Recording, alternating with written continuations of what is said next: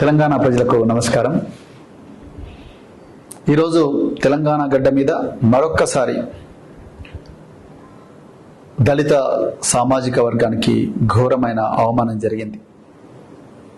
మరి ఇందిరమ్మ రాజ్యం, ప్రజాపాలన, 6 గ్యారంటీలు అని ప్రతిరోజు కూడా ఊదరగొడుతూ ఉపన్యాసాలు ఇస్తున్న ముఖ్యమంత్రి రేవంత్ రెడ్డి గారి సమక్షంలోనే ఒక దళిత సామాజిక వర్గానికి చెందిన ఉప ముఖ్యమంత్రికి ఘోరంగా దేవుడి సాక్షిగా అవమానం జరిగింది. మిత్రులారా, ఈరోజు ఉదయం యాదాద్రి లక్ష్మీ నరసింహస్వామి గారి ఆలయంలో ముఖ్యమంత్రి గారి దంపతులు, మరి ఉప ముఖ్యమంత్రి గారు, అదేవిధంగా జిల్లా మంత్రులు కోమటిరెడ్డి గారు, అదేవిధంగా ఉత్తమ్ కుమార్ రెడ్డి గారు, వీరందరూ మరి ప్రత్యేక పూజా కార్యక్రమాలు నిర్వహించారు. కార్యక్రమాల తర్వాత మరి వారందరికీ కూడా సన్మానాలు చేయడం జరిగింది.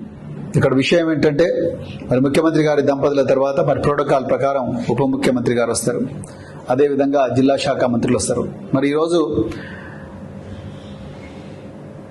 ముఖ్యమంత్రి దంపతులు, అదేవిధంగా ఉత్తమ్ కుమార్ రెడ్డి గారు, అదేవిధంగా కోమటిరెడ్డి వెంకటరెడ్డి గారు, వాళ్ళందరేమో ఎత్తైన కుర్చీల మీద కూర్చొని మరి ప్రోటోకాల్లో 2వ స్థానంలో ఉండే ఉప ముఖ్యమంత్రి గారికి మాత్రం మరి చిన్న బల్లపీట వేసి కూర్చోబెట్టిండ్రు కింద.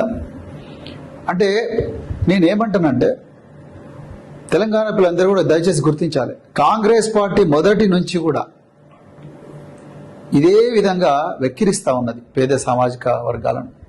పేరుకు మాత్రమే ఒక దళిత వర్గానికి చెందిన మల్లికార్జున ఖర్గేను ఏఐసిసి ప్రెసిడెంట్ గా పెట్టిండ్రు తప్ప వాళ్ళ గుండెల్లో ఈ వర్గాలను గౌరవించాలన్న ఆలోచన ఏమాత్రం లేదు. అంగరంగ వైభవంగా మరి ఎన్నో అబద్ధాలు చెప్పి ఇలా కాంగ్రెస్ పార్టీ అధికారంలోకి వచ్చింది. కాంగ్రెస్ పార్టీ అధికారంలోకి వచ్చిన తర్వాత ప్రగతి భవన్ ను మహాత్మా జ్యోతిరావు పూలే ప్రజాభవన్ గా మార్చిండ్రు. ఆ ప్రగతి భవన్ లో వెనక ఉండే బిల్డింగ్ లో మల్లు బట్టి విక్రమార్క గారిని ఉప ముఖ్యమంత్రిని కూర్చోబెట్టిండ్రు. అదేవిధంగా ఇంకా 6 గ్యారంటీలని రకరకాల ఉపన్యాసాలు చేస్తా ఉన్నారు. కానీ ఇక్కడ జరుగుతున్నది ఏంటంటే, మొత్తం మీడియా సాక్షిగా ప్రజలందరి ముందల తెలంగాణ ప్రజలందరూ చూస్తుండగానే ఉప ముఖ్యమంత్రి గారికి ఘోరంగా అవమానం జరిగింది. ఇది మొదటిసారి కాదు. మల్లు బట్టి విక్రమార్క గారు కూడా తెలుసు, ఆయన కూడా గుర్తుంచుకోవాలి. ఆయన కూడా మరి ఆగస్టు 18వ తారీఖు నాడు గత సంవత్సరం జరిగిన సభలో కూడా ఖమ్మంలో అదే విధంగా మల్లు బట్టి విక్రమార్క గారిని అవమానం చేయడం జరిగింది. అదేవిధంగా మరి ఈ రోజు కూడా అవమానం చేసింది. ఈ ప్రభుత్వానికి పేద వర్గాలంటే ఏమాత్రం గౌరవం లేదు లేదు లేదు. ఉంటే ముఖ్యమంత్రి గారు జనవాడలో ఇదే దళితుల మీద, ఇదే క్రైస్తవుల మీద, ప్రార్థనా మందిరాల మీద బీజేపీ మరియు కాంగ్రెస్ నాయకులు అందరూ కూడా దాడి చేసి ఘోరంగా నినాదాలు ఇచ్చుకుంటా దాడి చేస్తే కనీసం ఒక స్టేట్మెంట్ కూడా ఇవ్వలేదు ముఖ్యమంత్రి గారు, ఉప ముఖ్యమంత్రి గారు, వీళ్ళెవరు కూడా స్టేట్మెంట్లు ఇవ్వలేదు. సోషల్ వెల్ఫేర్ హాస్టల్, ఏ పేద వర్గాలు చదువుతున్న సోషల్ వెల్ఫేర్ హాస్టల్లో పిల్లలు ఘోరంగా చచ్చిపోతూ ఉంటే, ఆత్మహత్యలు చేసుకొని చనిపోతూ ఉంటే కనీసం ఒక్కరోజు కూడా వాళ్ళ కుటుంబాలను సందర్శించలేదు. అదేవిధంగా ఆ ఆత్మహత్యలు నివారించడం కోసం చర్యలు తీసుకోలేదు. సో వాళ్ళ అడుగడుగున వాళ్ళ శరీరంలో నఖశిఖ పర్యంతం కూడా ఈ పేద వర్గాల మీద కపట ప్రేమనే ఒలగబోస్తున్నారు తప్ప నిజంగా ప్రేమ లేదు, విద్వేషం ఉన్నది. దాంట్లో మరి ఈరోజు చాలా క్లియర్గా దేవుడి సాక్షిగా ఘోరంగా మరి అవమానం చేసిండ్రు. దీనికి ముఖ్యమంత్రి గారు మరి ఆయన ప్రోటోకాల్ ప్రకారం, ఇది అఫీషియల్ కార్యక్రమం, మీరు ముఖ్యమంత్రి గారి హోదాలో పోయినరు, వారు మంత్రులందరూ కూడా మంత్రుల హోదాలో వచ్చిండ్రు. ఉప ముఖ్యమంత్రి గారు ఏం పాపం చేసిండ్రు? మరి ఆయన కూడా ప్రోటోకాల్ ప్రకారం గౌరవం ఇవ్వాల్సిందే కదా. మరి ఆయన ఏం పాపం చేసిండు? ఆయన నోరు తెరిచి చెప్పలేకపోయి ఉండొచ్చు. కానీ పెద్ద మనిషి హోదాలో ఉండే మీరు, మరి రేవంత్ రెడ్డి గారు, మీరన్నా చెప్పి ఉండాల్సిందే, అయ్యా మీరు పక్కకు నిలబడండి, ముందు ఆయన కూర్చోబెడతా, ఆయన ఉప ముఖ్యమంత్రి అని చెప్పి మీరు 2 మంత్రులను వారించాలి కదా.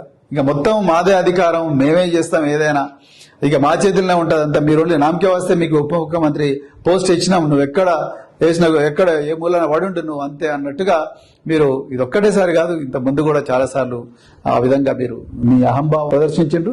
అందుకొరకే నేను మళ్ళీ చెప్తున్నా, రేవంత్ రెడ్డి గారు, మీరు ముఖ్యమంత్రిగా మీరు క్షమాపణ చెప్పాలి ఈ సమాజానికి, పేద సమాజానికి. ఈ చెప్పినంత వరకు కూడా మరి ఊరుకోమని నేను చెప్తున్నా.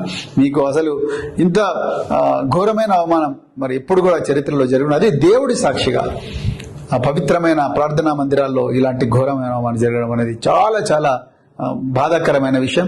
ఈ తెలంగాణ చరిత్రలో ఒక దుర్దినం అని చెప్పేసి నేను అనుకుంటున్నా.